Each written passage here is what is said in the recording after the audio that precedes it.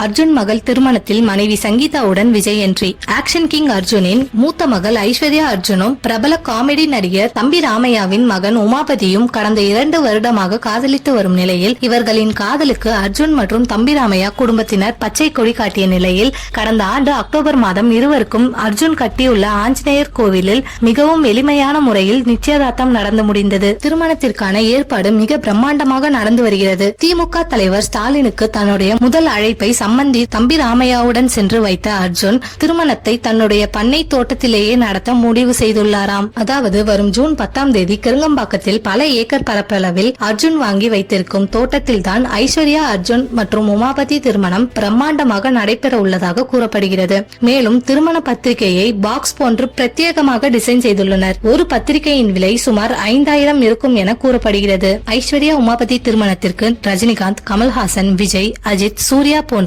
பல கோலிவுட் நட்சத்திரங்கள் மற்றும் பிறமொழி நட்சத்திரங்கள் பலருக்கும் அர்ஜுன் தொடர்ந்து அழைப்பு விடுத்து வருகிறார். சமீபத்தில் லியோ படத்தில் விஜயுடன் நடித்திருந்தார். இதனால் விஜய் கண்டிப்பாக குடும்பத்துடன் வர வாய்ப்பிருக்கிறது.